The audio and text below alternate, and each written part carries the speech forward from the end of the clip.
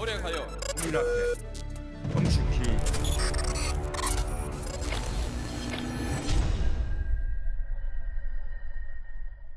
네, 반갑습니다. 정치비와 그땐 왜 시작하도록 하겠습니다. 이제 대선이 시작됐어 드디어. 자, 최강원 자리했고요. 예, 안녕하세요. 네, 장인수 기자 자리했습니다. 예, 안녕하십니까. 네, 반갑습니다. 대선이 진짜 왔어요. 네, 이제 파란색으로.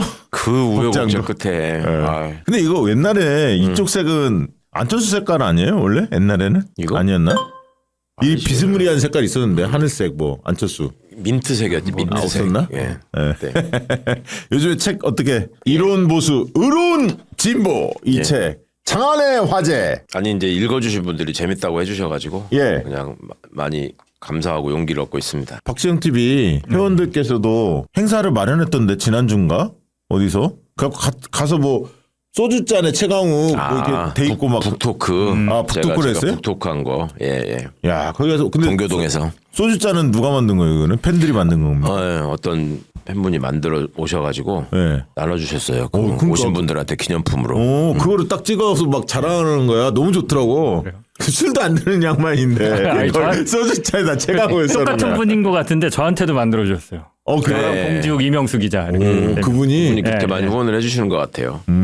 멋지다. 조국혁신당에도 많이 지원해주시고. 이로운 보수, 의로운 진보 최강욱 의원이 이제 책을 냈는데 많은 분들 좀 제발 좀 우리나라에서 보수가 해를 고만 끼치게 이 책을 좀 많이 읽어주시면. 사주십시오. 최강욱 불쌍한 사람입니다. 불쌍합니다. 여러분들이 많이 책장 그리고 책꽂이로 이렇게 꽂아놔도 좋아요. 그리고 우리 장인수 기자 지난번 낸 책 제목이 뭐죠? 심하고 다시 기자. 작심하고 다시 기자 그거하고 아니, 이거 그 두 개. 책도 야. 실화를 바탕으로 해서 되게 잘 읽히는데 제 책도 나름 여러 가지 그 영화도 놓고 해서 우리 저기 청년들한테 좀 권해주셔도 욕먹지 않게 좀 재밌게 썼으니까요. 실제로 청년들이 읽어보고 쉽게 잘 읽었다라고 많이 얘기해 주더라고요. 최진봉 교수도 나오네요. 진봉. 그래서 문제라니까 봉수. 지금 유일한 문제가 지금 상징성으로 봉수 씨와 진봉 씨를 얘기했는데 최진봉 때문에 배렸어 책. 다행히 우리 이봉수 교수님도 계시잖아. 저널리즘 스쿨에. 예. 그래서 거기로 좀 반가이 랩을 아직 내가 마주치질 않아가지고 마주치게 되면 잘못하면 이거 저작권 내놓으라고 한다고 거기서. 그러니까 응원봉만 봐도 흥분하고 갖다 붙이는 분인데 이제 본격적인 선거가 들어왔습니다. 우리가 이제 뭐 보통 이제 화요일날 녹화를 하는데요. 이제 어제 시점 월요일부터 선거운동이 본격적으로 시작됐는데, 야 이번 대선 좀 특이하긴 특이해요. 아니 선거운동 그 시작하는 장면부터 좀 너무 좀 그렇지 않아요? 너무 대비되잖아. 그 청계광장에서 빛의혁명의 장소에서 청년들이 그렇게 환호하는 상황에서 출범하는 후보와 지네 당사에서 제대로 된 옷도 없이 어중이 떠중이들 앉아가지고 하는 것처럼 하는 그 출정식이 참 너무 대비됐더라고요. 요즘에 사람들의 최고 관심은 방탄유리예요. 그 예. 얘기 많이 하시네. 저도 뭐 페이스북에 그걸 썼습니다만 그게 지금 초비상이에요 사실. 그 박시영이 윤석열 흉내내더만 뭘? 방탄유리만 딱 써놓고. 나 해시태그 해시태그까지 했지. 방탄유리. 개인적으로는 살짝 그런 느낌이 있어요. 이제 남은 걱정은 그거 하나인 거 아니잖아요. 그렇죠. 돌발 유일하게. 상황. 그 얘기를 강조하면 중도층이 어떻게 받아들일까. 쟤네들 약간 잔치 벌이는 느낌 들지 않을까? 그런 느낌이 살짝 들어요. 그냥 됐다고 지들끼리 그냥 저러고 있구나. 그러니까 좀 중도층에 던져줄 메시지 같은 것들도 좀 같이 좀 잘 준비했으면 좋겠습니다. 테러 징후들이 현실적으로 막 제보가 그렇죠. 들어오니까 대비를 해야 돼. 대비하고. 아니 비상계엄과 대선 후보에 대한 테러의 가능성을 12월 3일 전에 물어봤으면 대선 후보에 대한 테러 가능성이 10배 100배 높죠. 그렇죠. 그리고 비상계엄을 하리라고는. 뭐 트럼프도 우리가 봤기 때문에 사실 이게 남의 일이 아니거든요. 그렇게 된다는 것 자체가 서글픈 현상이죠. 지금 현실이고. 그러니까 얼마나 지금 흉흉해진 사회가 된 거예요. 언제 우리가 대선 때 대선 후보가 총 맞을까 봐 걱정했을 때가 언제가 있었어. 저 이상한 놈들이 있으니까 지금. 그때는 그거 뭐였죠? 87년에 삼김 때 막 이렇게 뭐 방패 맞고 돌 막느라고. 이거 했잖아. 그때 방탄유리는 아니었잖아. 돌 던지면 돌 맞고 계란 던지면 계란 맞고 막 그거 했잖아. 자, 김문수하고 한덕수 난리 부르스 친 거에 대해 장 기자님은 어떻게 보셨어요? 아니 저는 그냥 딱 하나. 예. 차라리 잘 됐다. 저거는 그냥 정당 해산으로 가야 된다. 아니 그 정당하게 수준을 보여줬잖아요. 예. 저거는 뭐 법과 규정을 준수할 생각이 진짜 단 1도 없는 진짜 1도 없어. 새벽 3시 4시에 그거를 받고 누가 유튜브로 잘 찍으셨더만 그걸 갔더라고요. 3시 4시에 두드리면서 국민의힘 당사에 누가? 후보 출마하러 왔다고. 한 시민분이. 나도 시민분이? 접수하겠다. 예, 시민분이 그 사람이 국민의힘 당직자인지 뭔지는 모르겠어요. 근데 이제 새벽에 그걸 보다가 했나 봐. 그래갖고 계속 드리는 거야. 나 이거 서류 제출하러 왔다고. 끝까지 안 열어줍니다. 사실 국민의힘 당사에서. 32가지를 준비하지는 못했을 거 아니에요. 아니 그러니까 그 사람도 열받아서 퍼포먼스인 것 왔을- 같은데 예, 그거 못 열받아서 보셨구나. 왔겠지. 계속 두드려요. 네, 못 봤어요. 아니 니들이 공고하지 않았냐? 나 3시 4시에 그렇지 오프라인 접수였잖아. 네, 이거 당사에 서류 내려왔다. 그래. 그러니까 거기서 하는 말이 우리 연락받은 거 없는데요? 그러니까 이 사람이 얘기해요. 아니 한덕수는 와서 내고 갔을 거 아니냐? 나는 왜 안 되냐? 막. 예, 그러니까 얘네들이 와. 별 그러니까 별 생쇼가 다 벌어집니다, 진짜. 진짜. 김문수는 그 시간에 자고 있었다고. 예. 그렇겠죠. 저도 자고 있었습니다. 그런 발상을 한다는 것 자체가 저게 공당이 아니죠, 진짜. 지금 뭐야? 그러니까 김지원이가 1등 공신이야. 계속 협상하면서 시간을 잘 끈 거야. 김재원? 네. 김재원이가 여러 번. 그러니까 이놈들이 그 전에 끝내려고 하는 거를 계속 버틴 거야. 그러면서 애들이 새벽에 할 수밖에 없게 몰렸는데 그 다음날 아침에 해도 되거든. 그럼 물론 이제 한동훈이나 다른 사람들이 이제 접수를 했겠지. 그러면 이제 당원 투표로 뭐 부채하잖아요, 여러 명을. 그거 하기 싫어서. 그래서 한동훈 뭐 개파들 의원들이 빡쳤다는 거 아니야. 아, 그렇죠. 그 못하게 하려고 하는 거라고. 자기들이 접수할 수 있었는데 못하게 막은 거다. 결과적으로 잘 됐어요. 잘 됐어. 근데 김문수에게 동정론이 불까요? 아니, 그때 한 번이지. 지금 와가지고. 아니 지금 한동훈 지지자들은 예. 안에서 당론은 아니고 그 개파의 어떤 중론으로 예. 우린 이번에 비토한다, 참여 안 한다. 아니 이재명 찍기 운동하자고 하지 않았었어요? 그러니까 그런 얘기도 하는데 한동훈 쪽. 공식적으로는 그냥 우리는 투표 안 하고 지켜본다. 뭐 이렇게 열몇 명이잖아요, 거기가 벌써. 한동훈 측이. 그러니까 이제 국민들, 당원들, 당원들, 지지자들. 이재명, 그러니까 김문수를 찍지 않겠다라는 거죠. 이재명을 찍을지는 모르겠어요. 투표 안 할 수 있겠네요. 대선 이후에는 안 하지 하겠어요. 쪼개지겠죠, 국민의힘? 저기 이제 먹을 게 남아 있을 때 저기는 그걸 가지고 다투는 데니까 그 쪼개지어서 나가는 사람이 돈이 있어야지 뭘 저기를 할 거 아니에요. 서로 나가라고 할 거 아니야. 그러니까 버티는 놈이 재산, 버티는 놈이 시키려고. 먹는 거지. 왜냐하면 영남권 지방선거가 있어서 그렇잖아요. 버티려고 그렇지. 하겠지. 그것 때문에 버티려고 하겠지. 서로. 나가는 사람이 오히려 소수가 될 수 있을 거라고. 지방선거도 그래서 영남권에서 민주당이 이번에 진짜 대선 때 이재명 대표가 역대 최고 득표율을 기록하고 지방선거에서도 특히 부산, 뭐 울산, 경남 이런 데는 민주당이 쓸어야 돼 이번에. 진짜 지방선거. 꼭 필요한데 하여튼 우리가 걱정해 줄 일은 아니지만 캠프 자체가 제대로 굴러가느냐를 저기는 걱정해야 될 수준인 것 같던데요. 아무런 준비도 안 되고. 그리고 자꾸 이제 보수 쪽에서 투항하잖아요. 이재명 대표 쪽으로. 그렇죠. 뭐 홍사모 뭐 이런 데도 지지 선언하고 계속 붙고 있잖아요. 조금 더 지켜봐야 알겠는데 제가 알기로는 대구 경북 지역의 전통적인 보수층 지지 이 세력인 단체들도 이재명 지지 선언을 준비 중인 곳이 몇 곳 있는 걸로 알고 있어요. 근데 상징성이 좀 있을 겁니다. 그렇게 되면. 지금은 잔수가 통하지 않는 선거다. 저는 그렇게 평가하는데 대세가 잡히면요. 잔기술이 잘 안 통해요. 그래서 사실 지금은 테러에 대해서 초비상이 맞고 그거를 잘 막아낸 이후에 최고 득표율을 좀 기록해야 하는데 개인적으로 최강 의원님은 어느 정도 압승할 것으로 기대하고 있습니까? 아니 저는 60%가 항상 목표고 TK 30% 이상. TK는 나올 것 같더라고. 30%. 그러니까 30% 넘을 것 같다고 다들 네. 이제는 그렇게 생각하시는 분위기가 됐더라고요. 네. 그리고 실제로 TK에서 지난 선거와 달리 국힘 정말 저것들 너무한다, 지긋지긋하다는 말이 나오고 우리 저 스픽스 대표가 대구 분이잖아. 예, 정경환 예, 대표가. 예, 예. 정경환 대표가 그러던데 대구의 민주당원들이 내가 민주당원이고 이재명을 지지한다라는 말을 공개적으로 할 수 있는 첫 번째 선거래 이게. 하고 다닌대 지금 민주당. 아, 진짜? 저기들이, 박수 대구 경북 박수 우리 당원들 네, 진짜 애쓰세요 진짜 정말. 진짜 멋진 분들이야. 그리고 거기에 이제 이게 자영업자 그 문 닫는 그 폐업률이 대구가 1등이었다더만요. 그렇죠.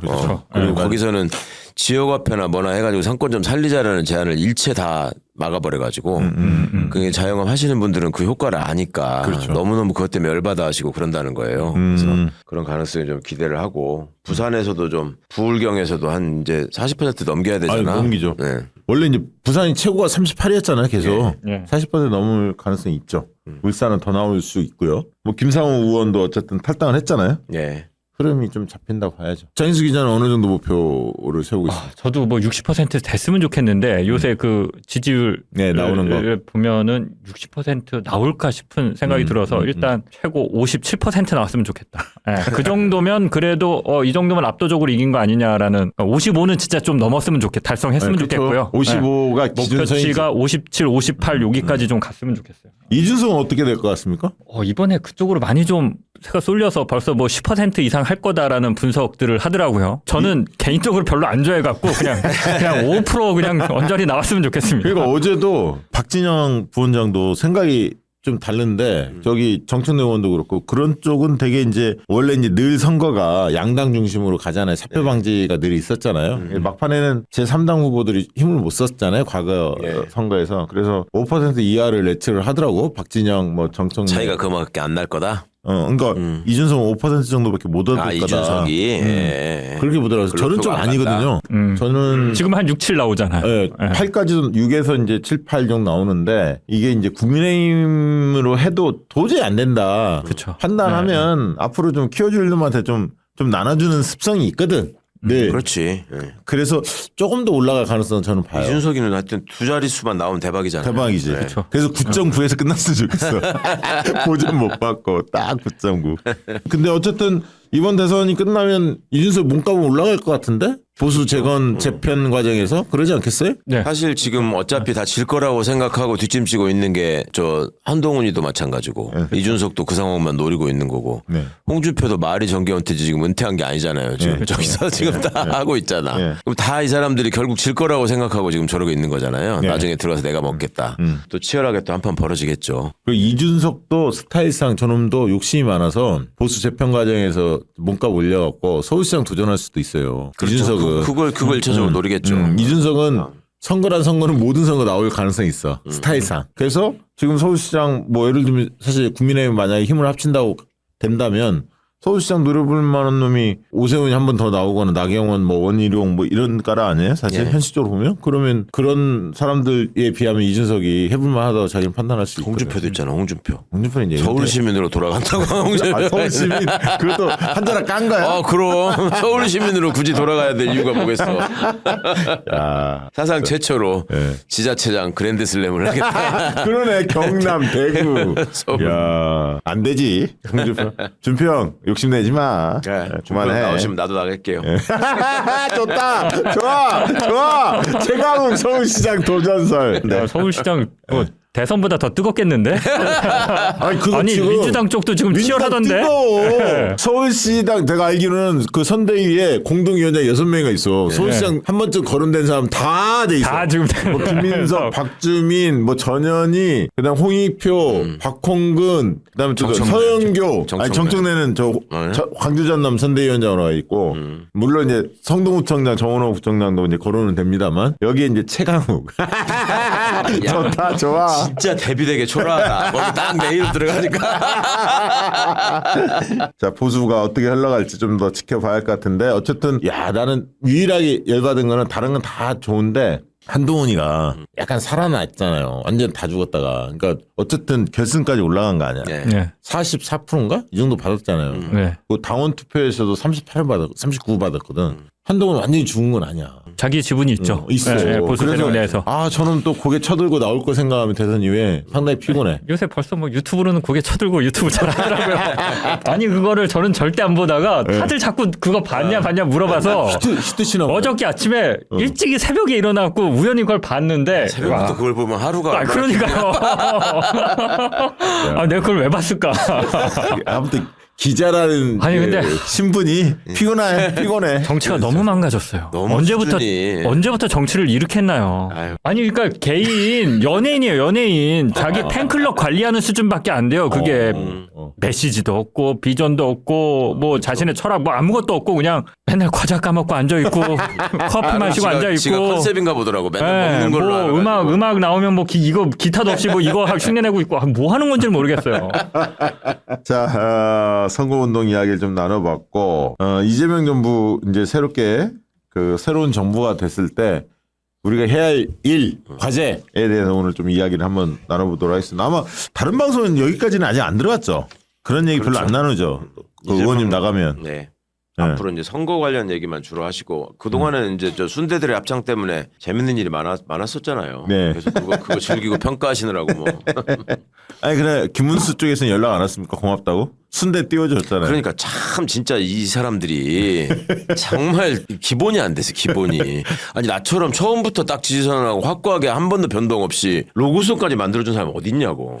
아 진짜 얘들은 이제 완주하겠다는 약속까지도 이제 지키게 됐잖아요. 네. 그러니까 저의 해안을 여러분 꿰뚫어 보시고.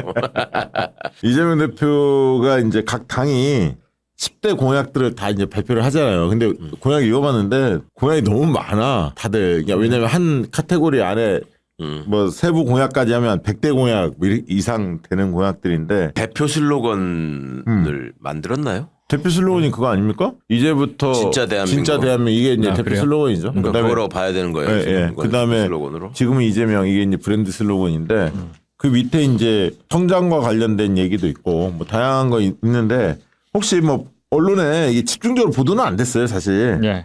그 핵심적으로 좀 눈에 탁 들어오는 공약이 혹시 있습니까? 저는 이제 기자다 보니까 언론 개혁이 어떻게 담겼느냐. 근데 이제 언론 개혁이라는 표현을 안 썼더라고요. 네. 안 쓰고 이제 주로 방송 관련해서 방송의 중립성, 독립성을 제고하는 것들이 좀 그 담겼는데 네. 구체적으로 어떻게 하겠다는 건지는 이제 조금 더 지켜봐야 될 것 같아요. 네. 정책적으로 어떻게 네. 할지는. 검찰 개혁, 사법 개혁 뭐 이 관련해서도 국방 개혁 뭐 이런 것 많이 들어있던데요, 내용이? 그러니까 저는 그런 것들은 어찌 보면 좀 예상됐던 항목이라고 생각했고 예. 행정수도 이전. 그게 있어요. 제일 저는 있어요. 눈에 확 들어오던데요. 맞아, 임기 내 행정수도 이전. 대통령 집무실은 그 완성시키겠다. 예. 그러니까 이제 그 다음에 그렇게 완성시켜 놓고 임기 내에 이제 옮겨갈지는 국민들 의견을 좀 수렴하겠죠. 근데 일단은 이전할 수 있는 토대는 확실히 만들어 놓는 거지. 원래 예산이 계속 들어가 있었잖아요. 속도를 좀 내겠다는 얘기 있었고. 그다음에 뭐 이전에도 이야기했지만 국민펀드가 있어요. 저는 이거 관심 있어요. 왜냐하면 우리가 경제만화방이라는 박시영 TV가 이광수 대표하고 박시동 평론가하고 이야기하는데 우리가 계속 주장했던 게 이거였거든.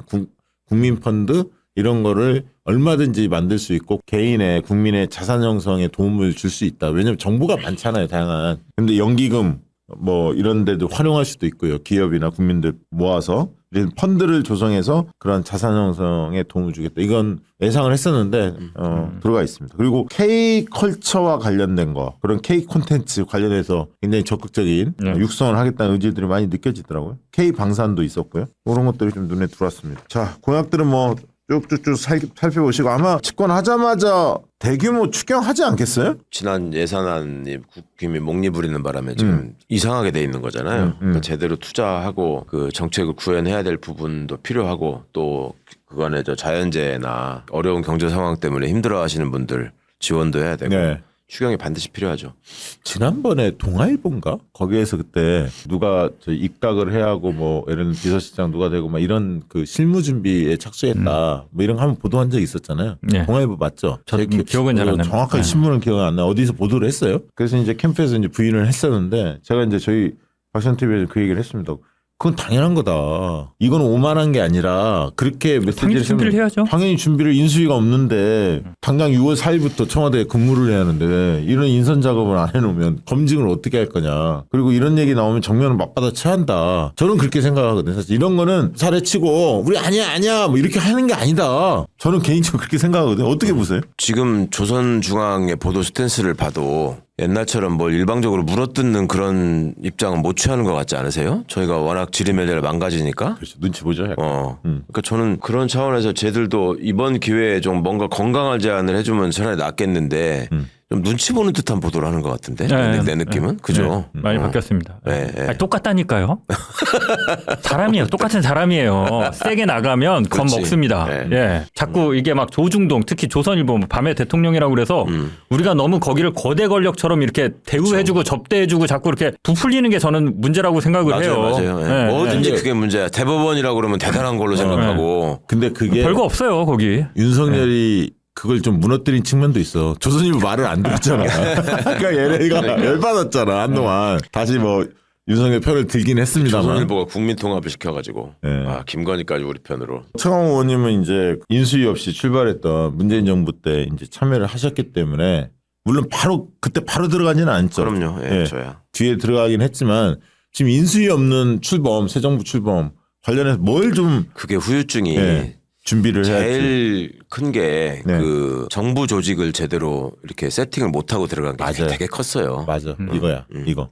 그러니까 이제 정부 조직을 이 정부가 할 일 가지고 이제 정부 조직을 구성을 하고 그리고 거기에 적합한 사람들을 조각을 해가지고 내부적으로 그 사람들하고 대통령이 토론을 해가지고 방향을 딱 설정하고 쫙 치고 나가서 1년 안에 뭔가를 쫙딱 결론을 냈어야 되잖아요. 네. 그게 진짜 아쉽더라고. 생각할수록 그게 안 되니까는 예를 들면 대통령도 임기 중반 넘어가면서 계속 이렇게 탄식하신 게 있었거든. 우리가 제대로 된 교육 정책을 가지고 성과를 낸 게 없었다. 실제로 문재인 정부를 대표할 만한 교육 정책이 없잖아요. 없어요. 예. 문화예술도 마찬가지예요. 문화예술 정책 이런 부분도 상대적으로 소홀하게 돼가지고 그 부분을 대통령 스스로도 굉장히 아쉬워하시는데도 뭔가 대책이 없어 사실상 그게 중간이 넘어가 버리니까 저도 그 얘기는 해요. 너무 그러니까 아쉬웠어요. 교육 그 백과사전 저희 방송을 하니까 교육 문제는 우선순위에서 많이 밀리거든요. 대통령 항상 의제, 그래요. 대통령이 챙겨야 할 의제가 너무 많잖아요. 그래서 밀리거든. 근데 그럴 때 교육부 장관, 교육부 총리, 사회부 총리를 진짜 괜찮은 분을 세워야 하고 그렇지. 청와대 내에도 교육 담당 수석이 됐든 비서관이 됐든 제대로 뒷받침해야 이게 산으로 안 가거든. 그런 거 되게 중요하고 지금 100% 동의합니다.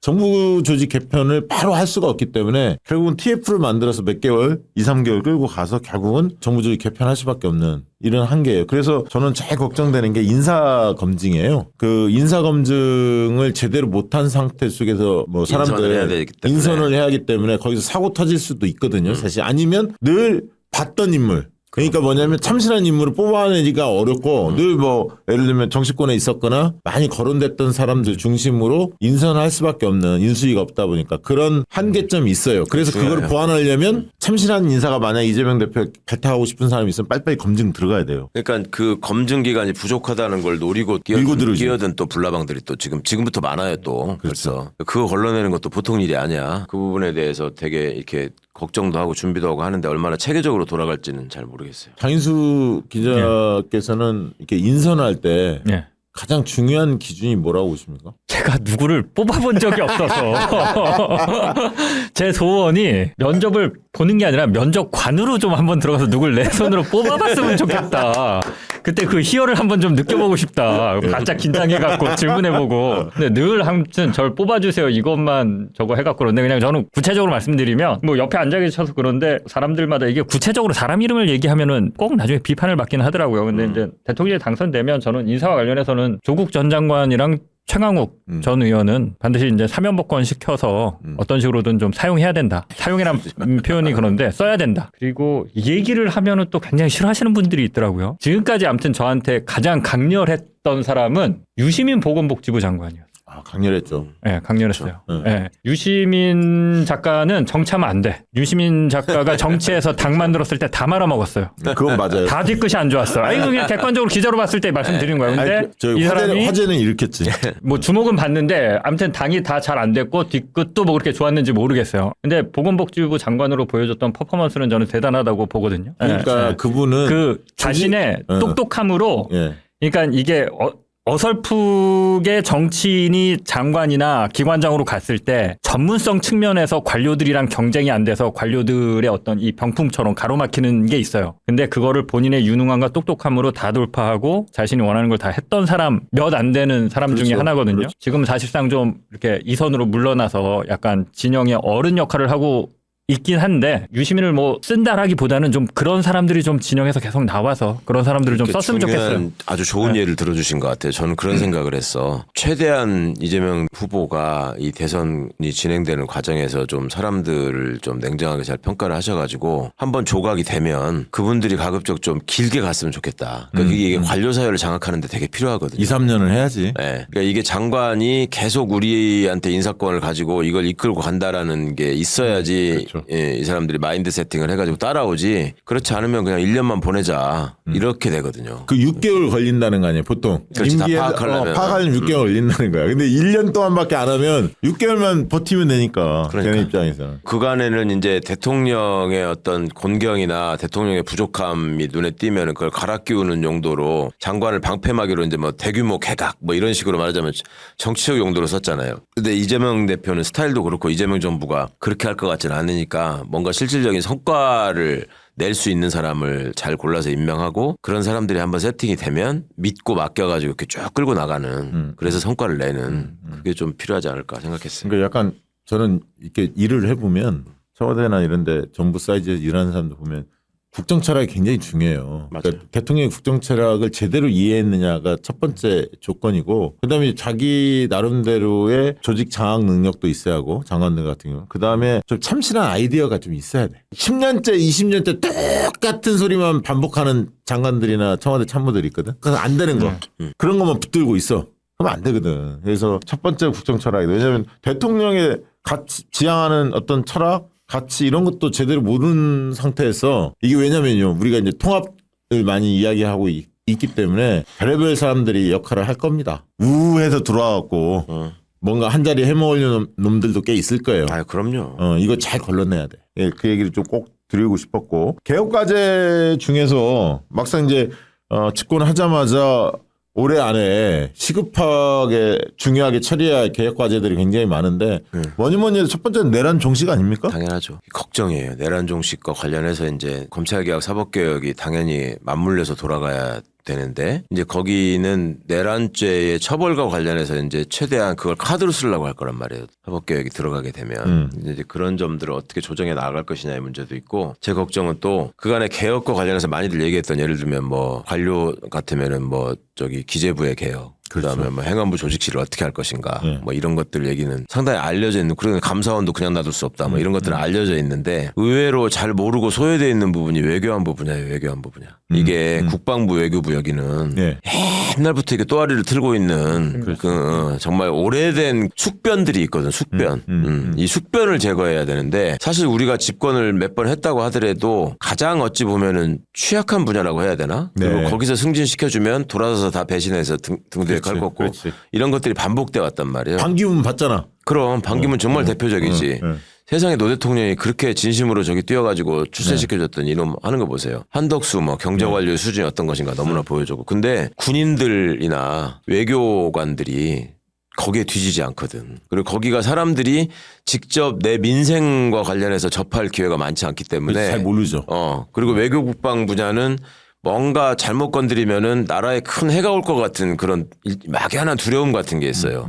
그러니까 그 틈 사이에서 그 숙변들이 그 여기 붙었다 저기 붙었다 하면서 있거든. 그러니까 그거를 어떻게 정리하고 털어내느냐가 굉장히 중요한 부분인데, 우리가 집권했을 때마다 사실 그거를 제대로 어떻게 정리도 못하고 놓치고, 어찌 보면은 걔들이 우리한테 적대적인 세력이었으니까 눈치를 잘 봐가지고 좀 이렇게 따독거리면서 가자, 이런 자원들이 많이 있어가지고 좀 근본적인 거를 고쳐놔야 되는데 걱정입니다. 그 공약 중에 국방문민화가 있어요. 군 정보기관 개혁. 국방문민화라는 얘기는 국방부 장관은 민간인 출신. 그리고 이제 국방부의 스태프들이 지금 우리가 지난번에 그 장관이 없어지고 차관이 대행하는 상황에서 그런 얘기 한번 했잖아요. 별 4개짜리들이 차관보다 서열이 위라고 해서 말을 안 듣는다. 뭐 차관이 9번째라고 뭐 얘기 나왔어요. 그러니까 그런 게 이제 상징적인 거거든. 이게 과연 국방부가 문민화돼 있느냐. 그리고 국방부도 우리가 법무부의 탈검찰화를 얘기하잖아요. 그러니까 국방부하고 법무부만 그 꼴이라니까 지금. 이게 원래 한번 생각해 보시면 특정직 공무원이라는 게 있어요. 공무원이 종류가 일반직, 별정직, 특정직, 정무직 이런 식으로 이제 크게 나눌 수 있는데, 특정직 공무원이라는 게 그냥 딱 눈에 띄게 쉽게 알아보실 수 있는 거는 제복 입은 사람들.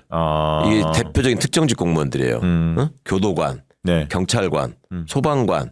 다 제복 입고 있잖아요. 그다음에 저 세관원, 관세청 직원들. 그러니까 그분들은 보시면 다 청에 근무해요. 청. 특정직 공무원들은 그 분야에 특화돼 가지고 다른 부처로 옮겨 다니지 못하고 거기서 그 일을 하는 거란 말이에요. 그런데 아주 특이한 특정직 공무원이 군인하고 검사지. 분명히 특정직 공무원인데, 특정직 공무원들은 그러니까 중앙 부처가 지휘하는 그 정책에 따라서 집행을 하는 역할을 하는 거거든. 그래서 제복을 입는 거거든. 일사불란하게 움직여서 빨리빨리 효율적으로 결과를 내야 되니까. 근데 이것들은 지네 상위 부서를 먹어버렸어. 그러네. 그 딱 2개만 그런 거예요. 검찰청인데 청장이 아니라 총장이고. 그렇죠. 호칭도 그렇고. 그러니까 그게 이제 군사 독재의 잔재란 말이에요. 이거는 제 지론인데, 군사 독재가 자기들을 유지하기 위해서 필요했던 게 물리적 폭력을 관장하는 국방부를 장악하는 것이고, 국방부를 통해서 군을 장악해야 되기 때문에 군을 국방부의 주요 간부로 다 심었단 말이에요. 옛날에 그 독재했다는 이승만 때만 해도 국방부 장관은 군인 출신이 하는 게 아니었어요. 다 민간 정치인이었지. 이기붕이가 국방부 장관이었잖아. 네, 예. 그러니까 그런 것만 생각해 보셔도 얼마나 이게 더 퇴행해 왔는가 군부 독재 때문에. 네. 그리고 우리가 그거를 제대로 정리하지 못했다. 그러니까 국방부 법무부가 갖고 있는 이상한 특징들이 다 거기서 비롯되는 거거든요. 그러니까 그거를 우리 제대로 된 한번 손을 봐야 되는데. 근데 이게 지금 내란 종식하려면 특검도 필요하지만 특별법을 통해서 확 정리를 해야 한다. 그럼 예. 이 특검뿐만 아니라 특별법이 필요하다. 그렇죠. 그 얘기를 지금 하고 있어요. 예. 아, 현대판 반민특위가 필요해요. 그렇죠. 예, 예. 그 얘기죠. 저는 현실적으로 진짜 상실기기로 필요해요. 10년이 됐든 20년이 됐든 계속 그냥 상설기로 놔두고 하는 일이 없더라도 제보가 있으면 그냥 수사 계속 할 수 있도록. 나 같으면 전담해서. 장인수 기자를 거기다가 맡기는 거. 수사를 해본 적은 없어서. 특검도 필요하고 특별 재판소도 필요하다고 이렇게 얘기가 나오잖아 이제. 네. 저기 최강욱 전 의원님 그 말씀에 덧붙여서 제가 기자 생활하면서 그래도 좀 취재해서 나름대로 안다고 생각하는 게 진짜 이 군에서 방사청 아, 예. 진짜 안 바뀝니다 얘네. 그렇죠. USB 10,000원짜리 10만 원에 사는 거 그래. 그거 어쩌다 하나 걸린 거지 얘네 그런 게 그거밖에 없을까요? 이게 노무현은 그때 만들었는데. 그거 그 짓 못하게 만들었는데. 근데 그러니까 방사청이 그 개념이잖아요. 방사청은 이제 무기를 사주는 업무만 하는 거잖아요. 그렇죠. 얘네가 이익 집단 하나 됐어요. 여기서 꽉 틀어지고 자신의 이권들을 안 놓습니다. 네, 사실 K방산과 관련해서 예. 방사청이 뻘짓거리 하고 있는 거 없는지 정말 꼼꼼히 들여다봐야 되고 외교부는 저는 딴 거는 지적하고 싶지 않고 딱 선진국이랑 우리나라랑 비교돼서 우리나라 외교부가 딱 떨어지는 게 하나가 있는 게 재외국민 보호가 안 됩니다. 아, 그건 맞아요. 그게 중요한. 안 됩니다. 많이들 기억하실 거예요. 외국 나가서 어려운 일 닥쳐갖고 연락하면. 영사관이나 대사관에 전화했더니 그냥 확 끊어버리는 거. 그냥 장난 전화하지 말라는 식으로 하고 끊어버리는 거. 이게 계속 반복되고 안 바뀌어요. 늘 지적하는데 그게 왜 그러냐면 대한민국 외교관들의 어떤 그 특권의식 이랑 이 엘리트 의식이 있어요. 그러니까는 영사 업무죠. 예. 흔히 말하는 예. 이거를 안 해요 본인들이. 그러니까 뭐 경찰 영사나 그렇죠. 따로 분야별 뽑아요. 영사가 따로 뭐 뽑아요. 있어요. 뭐 그걸 뭐 전문직이라는 것처럼 해서. 국정원도 있고 법무부 출입본부에 예. 가서 또 영사. 거기다가 시키고 자기네들은 우리는 이제 뭐 외교관 이렇게 하고 근데 저도 정확하게 모르겠는데 뭐 영국이나 미국이나 이런 사람들은 외교관을 처음 발탁되면 재외국민을 보호하는 영사 업무를 시킨 다음에 거기서 일을 잘 못하면 키우지 않는다. 그렇다고 알고 있거든요. 근데 이게 좀 민주정부가 들어섰을 때 좀 이런 게 바뀌었으면 좋겠는데 진짜 중요한 지적이에요. 네. 아니 이게 왜 제가 그러냐면 제가 이게 저도 몇 번 외국 나가서 취재를 하거든요. 억울하게 외국 이렇게 감옥에 갇혀 있고 이런 사람들 나가서 이제 외국 가서 취재해 보면 늘 있어요. 이게 강경화 장관이든 뭐 노무현 참여정부 때도 해갖고 이거를 보완하는 게 일부 나오긴 해요. 근데 이게 약간 그 뭐 언발의 오줌 눕기 같은 거예요. 이게 조직의 체질 자체를 확 개선하지 못하고 또 돌아가고 그렇게 되거든요. 공무원 사회를 바꾸는 게 얼마나 힘든지. 아니, 이게 좀 예. 의미 있는 게 지금 시의적절 하신 게 한류를 다시 끌어올리려고 하잖아요. K 그 컨텐츠들 뭐 컬처 이런 부분들 그 육성하겠다 이렇게 이제 나오고 있기 때문에 현지에서 그걸 맞닥뜨리는 게 되게 그 문화원 같은 거 있잖아요. 대사관, 영사 이런 쪽에서 이 대응을 잘해줘야 하거든. 여러 일들이 많이 생길 거예요. 사실 문화원 찾아가는 사람도 많거든. 한글 뭐 배우는 사람도 있고 뭐 한류 배우는 사람도 많이 있잖아요. 그런 것들을 하려면 대사관, 영사 업무 그다음에 아까 얘기했던 그 문화원들 이런 아니 부분들. 우리나라가 국제적 위상이 높아질수록 그게 되게 중요해질 수밖에 중요해집니다. 없어요. 중요해집니다. 그 한국을 알리는 창구이자 관문이자 이런 건데 네. 어느 나라 우리 동포 분들한테도라도 물어보시라고 거기 있는 우리 대사관 영사관이 야 우리 교민들한테 도움이 된다 그런 분들은 없어. 네, 없어요. 그리고 거기 구조가 골품제처럼 돼 있어가지고 네. 딱 그 말이 맞아. 이게 대사관 외교관들이 지네가 성골이야. 네. 그리고 얘들이 또 예를 들면 법원 검찰에서 왜 이제 공무원분들 있잖아요. 네. 이제 행정하시는 분들을 네. 직원과 판사, 직원과 검사 이렇게 분류하거든. 외교관 애들은 외교부는 외교관과 영사직 이렇게 구분을 해요. 그래가지고 외시 출신 아닌 분들은 영사직이라고 하지 말하자면 군대 부사관처럼 취급하는 거야. 그렇죠. 그런 분위기나 문화가 있어. 아예. 맞아요. 네. 그래서 그게 뿌리를 어디다 두고 있냐 이렇게 따져보면은 내가 외교부가 왜 이렇게 개판일까 인사검증 업무를 하면서도 가장 그러니까 검찰 빼면은 제일 더러운 데가 외교부예요. 진짜 심각했거든. 근데 왜 그러나를 생각해 보면 지금 한국 사회가 갖고 있는 여러 가지 이 퇴행적인 관습이나 이런 것들과 관련해서 군사 독재, 잔재 이런 걸 많이 지적하잖아요. 군사 문화가 여전히 조직을 옥죄고 있다. 그게 회사에서도 왜 사수 부사수 이렇게 부르는 말로 남아 있잖아. 네. 근데 그보다 더 심각한 게 친일 잔재란 말이에요. 근데 친일 잔재 때문에 예를 들면 군대에 구타가 왜 있냐? 일본 놈들한테 그때 일본 놈들 시절에 있었던 게 그대로 폐습이 내려왔다. 경찰이 왜 저 모양이냐 하면은 친일 경찰들이 경찰이 저기에서 그랬다. 이런 얘기 많이 했잖아요. 네. 근데 정말로 심각한 건데 전혀 지적을 안 한 부분의 대표적인 게 외교부예요. 한번 생각해봐요. 일본이 패망해서 떠났어. 그 우리나라가 새로 정부를 건국해서 외교부가 만들어져. 그 외교부 직원을 누가 했겠어요? 누가 했겠어? 할 수 있는 사람이 없잖아. 그건 나름대로 외국어도 돼야 되고 전문성도 있어야 돼, 네트워크도 있어야 되니까. 그리고 외교 분야에 통용되는 국제 관련이나 국제법이라는 게 또 있잖아요.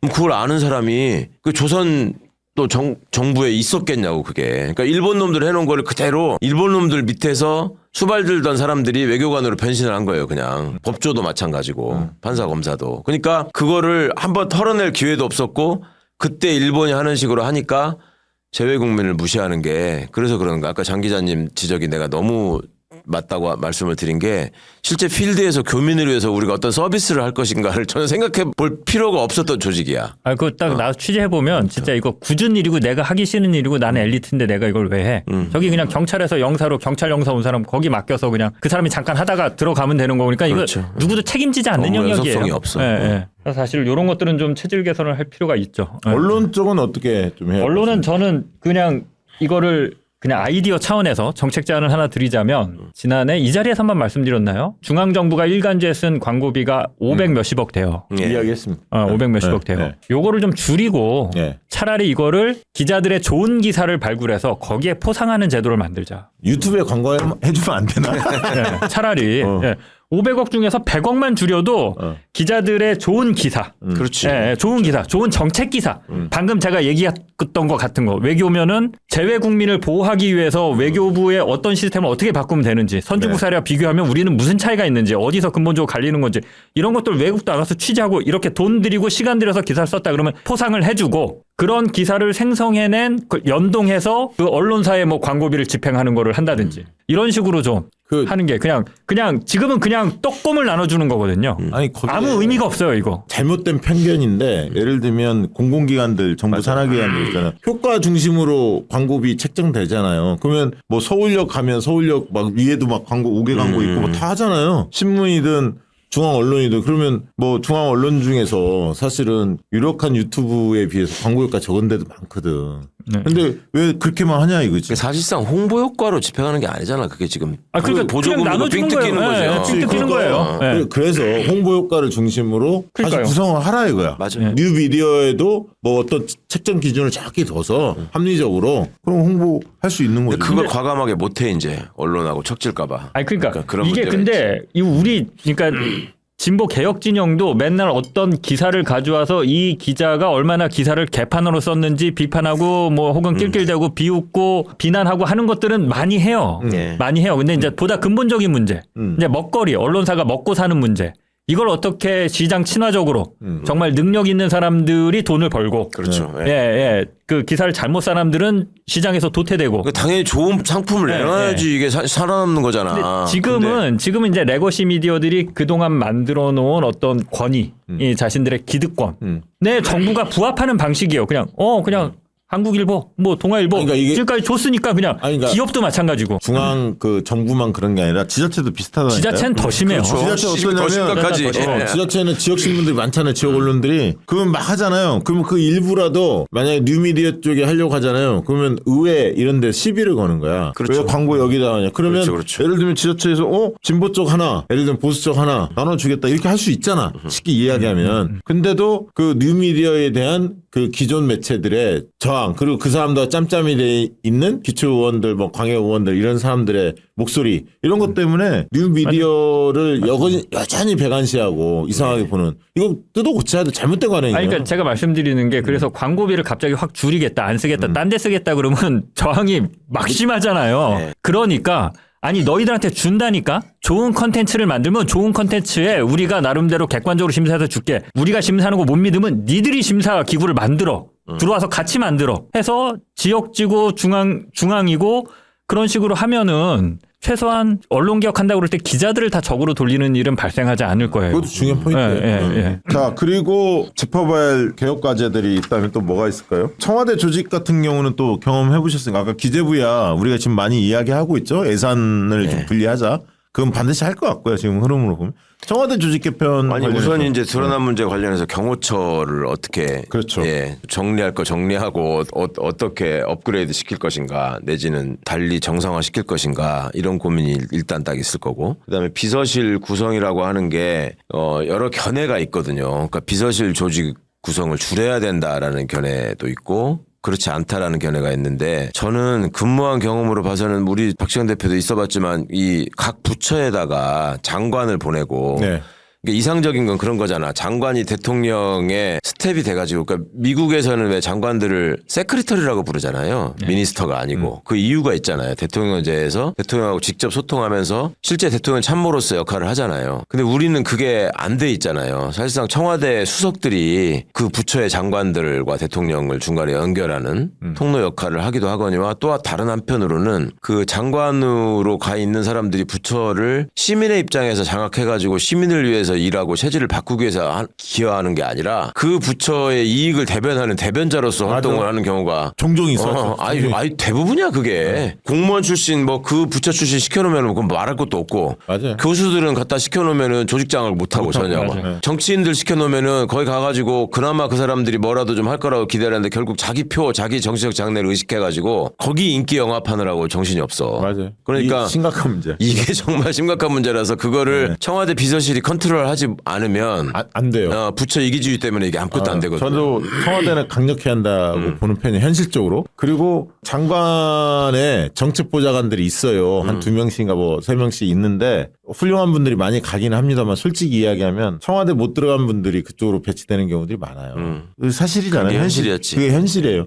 근데 훨씬 더 장관 정책 보좌관들이 강화돼야 돼요. 그러니까 뛰어난 분들이 많이 가셔야기도 하고 왜냐하면 일반직 그 부처의 공무원들하고 같이 일을 하게 되는데 그렇지. 대통령의 국정 철학을 녹여줘야 하거든 거기서 장관하고 함께 팀워크. 근데 사람도 몇 명 되지도 않고 그래서 이거를 아까 했던 청와대가 이 긴밀하게 협력하면서도 뭐 예를 들면 감시도 하고 이렇게 하지 않으면 안 들어와. 그래서 저는 청와대 인력 줄이고 뭐 저기 조직 줄이는 거 택도 없는 얘기고 이재명 대통령 스타일상 일 욕심이 많으신 분이어서 저는 청와대는 강력할 수밖에 없다 이렇게 봅니다. 그러니까 그렇게 돼야 될 거예요. 그렇게 보고요. 올 것만 안 하고 어찌만 안 하면 되지. 아니 문재인 정부 때 청와대 직원이 무슨 어디 가가지고 갑질하다가 문제 생긴 적 있었냐고. 그건 없었지. 없었거든 전혀. 없었어. 그러니까 일 잘하게 만들어 놓고. 예. 자, 광고 하나 하고 나머지 이야기 조금 더 들어가 볼까요? 오가픽 콤부차. 네. 진짜 대한민국 압도적인 승리를 위한 특별 이벤트를 이어갑니다. 약초하기로 조선행 박사가 40년 연구하여 가시오가피 열매 세계 최초 품종 특허, 열매 추출 특허로 농축 발효하여 몸에 좋은 것만 담고 맛도 놓치지 않은 명실상부 최고의 명품 건강 음료입니다. 아 근데 우리 사무실에 또 보내주셨어. 계속 보내주셔서 네, 열심히 광고해야 돼요 지금. 오늘 왔더라고요 오늘. 네, 떨어질만 하면 보내주세요. 오가피 콤부차의 주원료로 사용하는 가시오가피는 명나라 본초 감목에 한 수레의 황금을 얻는 것보다 낫다. 송이보감에서는 신선의 약이다. 러시아 올림픽 대표팀 경기력과 체력과 집중력이 필요한 우주비행사 특수부대가 오가피를 복용했던 사실이 뉴사이언스 학술지에 발표되기도 했습니다. 효능으로는 면역력, 자양강장, 만성피로, 간건강, 신경안정, 쾌변활동, 장건강에 탁월한 효과를 보이고 있습니다. 더 많은 효능은 상세 페이지 참고하시고요. 오가픽의 모든 원료는 국내산으로 농약, 방부제, 화학첨가제 일체 사용하지 않았고 냉동물류 보관으로 최상의 맛과 효능의 품질을 유지합니다. 실제로 이거 항상 저희한테 주실 때도 이렇게 절반 정도 얼린 상태로 이렇게 네, 오더라고요. 와요. 네, 얼린 그렇게 상태로. 오더라고요. 약간 네. 해동을 시켜야지. 네. 네.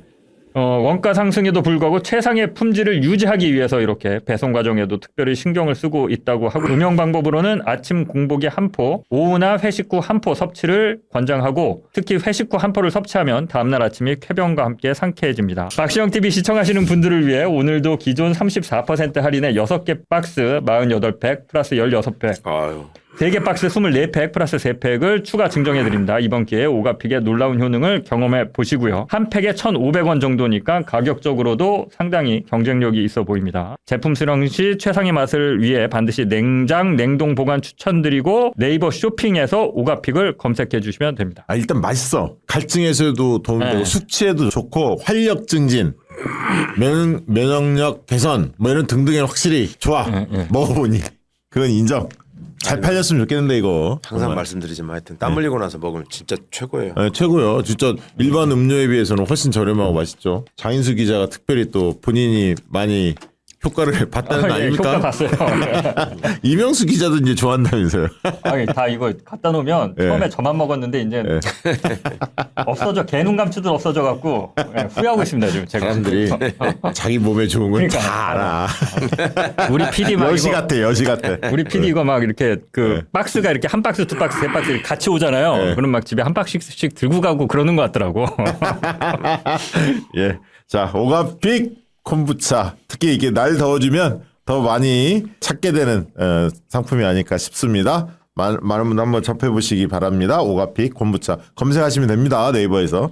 자, 토크 또 이어가 보도록 하죠. 아니, 공수처는 저놈들 김문수 쪽은 폐지하겠다 나왔던데 이미? 아 그래요? 공약이? 공수처 폐지하겠다고? 예, 우리는 지금 공수처를 많이 늘리하는 거 아닙니까? 그렇죠. 음. 공수처가 이제 제대로 일하고 기능할 때까지는 좀 보강을 해줘야 되고 네. 그러다가 이제 오버하면은 또 폐지해야 되고 그런 네. 건데 지금은 이제 힘을 보태줘야 될 때죠. 지금 오동훈 공수처장 임기가 많이 남은 거죠. 그럼요. 그 보장할 수도 있는 거고 새로운 공수처장 임명할 수도 보장해줘야죠. 공수처장은 공수처 위상을 위해서도 보장해줘야 되고. 저기 오동훈 처장이 유튜브 찍은 거 보셨어요? 홍보 유튜버를 네. 직접 찍었어요. 오. 공수처가 이런 게 필요하니까 이런 걸 해주세요라고 이렇게 유튜브를 찍었는데 예. 저는 그거 너무 좋더라고요. 왜냐하면 일단 그 방향 자체가 지금까지는 뭔가 해주세요라고 하는 거를 대통령한테 얘기하든지 예. 아. 국회 가서 다수당한테 그렇죠, 얘기하는데 그렇죠. 오동훈 처장이 이걸 거치면서 사람이 성장했나 봐. 국민들한테 얘기를 해요. 직접. 네네. 공수처가 지금 그건 이런 게 이제, 필요합니다. 공수처 검사가 지금 대통령이 임명을 제가 하지 않으면 임명할 수가 없잖아요. 네, 네. 대통령으로부터 독립된 기구여야 되는데 대통령으로부터 이렇게 종속이 당해 있으니 이런 걸 해결해 주세요. 국민 여러분. 이러고 자기가 직접 얘기를 하더라고요. 아, 예. 저는 그 방향성. 국가의 주인이 국민이라는 거. 결국 국민이 해주는 것이라는 거. 그래서 예, 그게 이제 안 거치고 이재명 대표의 국정 철학이죠. 결국 그래갖고 국민이 한다. 저는 네. 기관장들이 앞으로 좀 바꿔서 그렇게 했으면 좋겠어요. 아, 좋네. 예. 맞아요. 중요한 국가의 부분. 주인은 국민이고 필요한 게 있으면 국민들한테 해주세요라고 해야지 기재부 가서 해주세요, 국회 가서 해주세요, 대통령한테 해주세요. 국민은 뒷전이고 권력자들끼리 그냥 자기들끼리 쿵짝쿵짝하면 되는 게 아니라 오동훈 처장의 그게 시적절했고요. 네. 예, 정말 필요한 부분을 얘기했고 그리고 또 그걸 국민들한테 이렇게 호소하는 것도 괜찮았고. 공수처장 임기가 3년인데 지금 오동훈 처장이 2027년 5월까지거든요. 많이 남았구나. 아니요, 된 지 얼마 안 됐잖아. 그러니까 뭔가 근데 그 안에 그 의원님은 9월 17일에 이제 피선거권이 회복이 되면 네. 바로 무슨 저 임명직이랑 이게 나갈 수가 있는 건가요? 그렇죠. 그게 이제 법적으로는 네. 피선거권 회복이 왜 되냐면 공무 담임권이라고 하잖아. 네. 공무원이 될 수 있는 자격. 그게 회복이 되는 거예요. 그러니까 피선거권이 없어지는 것도 공무원 자격이 없기 때문에 선거로 선출되면 공무원이잖아요. 그러니까 안 되는 거고. 아니, 많은 사람들이 궁금해하더라고. 9월 18일부터는 임명이 가능하다고 합니다. 9월 18일부터. 이거 알려주려고 한 거야, 내가. 아니 그 교황님이 뽑히셔가지고 지금 자리가 없어져갖고 이제 서울구치소장밖에 할 게 없다니까. 저 지역 균형 발전 이거는 진짜 이번에 좀 확실히 했으면 좋겠더라고. 맞아요. 진짜 지방 소멸 문제 이거 너무 심각해요. 사실. 정말 심각하죠. 맞습니다. 이게 그 메가시티 얘기가 나오니까 사실 시민들이 그게 무슨 얘기인지를 정확히 잘 모르세요. 특히 수도권 시민들은 관심이 없으니까 이게 그런 거거든요. 지금 수도권에 왜 사람들이 모여서 사냐면 여기에 모든 경제, 산업, 문화 이런 게 집중돼 있는 것도 있지만 살기가 더 편하거든. 여기는 예를 들어서 경기도에서 서울까지 출퇴근을 할 수 있지만 전라북도만 하더라도 전주에서 진안 가는 게 옛날에 심리적으로 되게 멀었잖아요. 네. 지금 출퇴근하는 게 도로가 정비돼 가지고 지금은 출퇴근하는 사람들이 있는데 왜 그게 가능해졌는지를 생각해 보면 이 교통이나 통신 같은 인프라, 그 다음에 거기 교육 여건, 그 다음에 그 문화시설이나 정주 여건 이런 게 갖춰지면 지금 수도권 같은 그 광역권으로 한 5개를 만들어 놓으면 네. 국토가 당연히 이게 균형 발전이 되지 않겠냐 이런 거거든요. 그러니까 다만 우선이라도 영남권에 하나, 그러니까 부울경 메가시티 얘기가 나왔었잖아요. 예. 거기다가 이제 호남권에 하나, 그다음에 수도권에 하나 이렇게만 해놔도 그다음에 이제 대도시 광역 무슨 저 교통개선위원회 뭐 이런 거 그 대광이라는 게 국토부에 예. 있거든요. 예. 그게 그것 때문에 만들어진 거거든. 거기도 순환도로 만들고 전철 놓고 네, 뭐 이렇게 네. 하면은 거기 여건이 달라지고 그리고 이제 저기 무슨 육산에 뭐 이런 것들 다 내려보내고. 네. 그다음에 이제 정부 주요 시설도 이번에도 그 얘기 나왔잖아요. 헌재나 대법원은 광주로 보내자. 왜 이게 다 서울에 있어야 되냐. 사실 되게 중요한 얘기예요. 독일이나 이런 유럽 선진국만 보더라도 사법의 수도, 경제의 수도, 뭐 행정 수도 이게 다 있잖아요. 맞습니다. 그런 것들 우리도 할 수 있는데. 그리고 재정을 내려보내야 돼요. 저 문재인 정부 시절에 중앙정부하고 지방정부 8대2였거든. 그걸 75대 25로 조금 조정을 했어요. 예. 근데 이게 7대3, 6대4까지 장기적으로 보면 7대3까지는 무조건 해야 하고 이재명 정부 때 제가 볼 때 6대4까지 노력을 해야 돼요. 그래야 위임 사무나 이런 게 엄청 많거든. 지방 정부들이 지금 돈이 없어요. 사실 뭘 하려고 해도 그런 것들도 신경 써야 할 것 같다는 생각이 들고요. 참 그 얘기 해보죠. 관료 개혁 관련해서 일 안 하는 조직들 있잖아요. 관료 조직 어떻게 좀 개혁했으면 좋겠습니까? 답이 없네요. 아니 그거는 문제인데 이거. 사실은 그거 일 시키는 거는 이재명 후보가 명수요. 그렇지. 그러니까 저 원래 민원 가져오라고 했다며. 그건 승진 빨리 시킨다고. 그 일화들이 있잖아. 시청가 있으면서는 CCTV 달고 그다음에 예산은 다 들고 오라고 그래가지고 자기가 일주일 동안 공부해가지고 하나씩 앉혀놓고 예. 그러니까 이재명 대표가 옛날에 도지사 하던 시절에 도지사 막 돼가지고 예전에 내가 팟캐스트 할 때 나와서 방송했던 게 내 기억이 나요. 성남시 얘기를 한참 하다가 그 도지사 되니까 뭐가 달라집니까 그랬더니 사람이 너무 많아가지고 모르겠더래. 그래서 이름표도 하는 거 시켰잖아. 예, 맞아요. 그리고 얼마 또 반발하고 또 난리가 났어요. 맞아. 근데 맞아, 이름표. 그 끝까지 밀어붙였다고. 그러고 나서 그 시민들은 좋아했어. 그럼 그 도지사를 하면서 뭐가 좀 다르더냐 했더니 예산 규모가 커지니까 예. 이제 공무원들이 도지사를 대하는 자세가 시청 공무원들하고 또 다르더라는 거야. 그러니까 갖고 와봐라 내가 볼 테니까 하니까 못 본다 당신이 아무리 그래도 그러니까 보려면 볼 테면 봐봐라 뭐 이런 식이더래. 그리고 그때 이재명 도지사의 인상적인 말이 자기한테 뭐 지사님이 뭐 800억인가는 재량으로 마음껏 이렇게 집행하실 수 있습니다 딱 이러더라는 거야. 내가 그때 이재명 후보 표정까지도 기억나 씩 웃으면서 나머지는 다 지네가 먹고 나한테는 이거 말하는 거지. 사실 그거거든 그게. 이미 정해졌다. 예. 원래 이거는 루틴으로 돌아가는 거다라고 말을 하지만 간섭하지 말라는 얘기. 말을 하지만 사실은 거기에 이제 있는 다 카르텔들이 그렇죠. 있고 그죠? 그렇죠. 그간에 자기들이 구축해놓은 생태계가 있고 그걸 바꾸지 못하면 개혁이 안 되는 거예요. 그렇죠. 근본적으로. 그러니까 이제 그런 경험이 있어서 사실은 이재명 대표가 많이 좀 기대를 받으시는 면도 있고. 그렇죠. 그 청와대 이제 사실 많은 사람들이 관심이 앞으로 비서실장에 아마 관심이 있을 것 같아요. 총리도 관심이 있겠지만 비서실장이 굉장히 또 중요하잖아요. 그 일을 할 수 있는 조직으로 확실히 만들어야 하는데 청와대 비서실장 개인적으로 어떤 스타일이 좀 됐으면 좋겠습니다. 어떤 큰 분류로는 실세형이 와야 한다라는 주장도 있고요. 정무적 감각이 있고 하나님 쪽에서는 좀 오히려 관료 중에서 좀 유능한 사람이 하는 게 낫지 않냐 이런 주장도 있습니다. 저는 뭐 그닥 관료를 좋아하지 않아서요. 장은 그래도 그럼. 좀 중량감 있고 정무 감각 있는 사람이 이런 해야 돼, 사람을 대통령 비서실장. 하고 그 밑에 뭐 비서관이나 뭐 비서들 뭐 많이 있으니까 현직 의원이 할 수도 있잖아요. 배지 띄고 가야 돼요. 근데 현직 의원이 하면 현직 그게 의원. 있어요. 고민이. 그러니까 아니 뭐 저기 관료들 비서실장 시키는 거는 나도 반대고 그거 뭐 되지 않아요. 잘 안 굴러가. 장악도 안 되고 안 돼. 상상력도 없고 네. 예. 그러면 그렇게 되면 왕 비서관이 생겨. 실세 약간 비서관이 실세 비서관이 따로 있어. 비서실장이 두렵지가 않거든. 그렇죠. 기강도 못 네, 잡고. 네. 개인적으로는 좀 정치인 출신에서 능력 있는 사람이 했으면 좋겠다는 생각이 듭니다. 끝으로 그 얘기 잠깐 한번 나눠봐야 할 것 같은 야 사당이 조국혁 신당 뭐 진보당 저 기본소득당 사회민주당 다 어떻게 보면 후보 안 내고 이재명 대표 지지선언을 하면서 내란 탄핵 관련해서 야 5당이 됐죠. 야 5당이 튼튼하게 함께 투쟁을 해왔잖아요. 그러면서 이제 연합정부 성격이 상당히 띱니다. 물론 연합정부를 공식적으로 뭐 표방하지도 않았고 그런 건 약속을 하지는 않았지만 공동 실천 과제 정도만 있는 거죠. 집권하면 이러이러한 개혁을 하겠다는 정도의 정무적 선언 정도만 있는 것 같은데 어쨌든 군소정당과 어떻게 그 앞으로 남은 임기 5년 같이 연대 협력을 할 거냐. 물론 이제 지방선거나 뭐 총선이나 부분적으로 뭐 경쟁을 해야겠죠.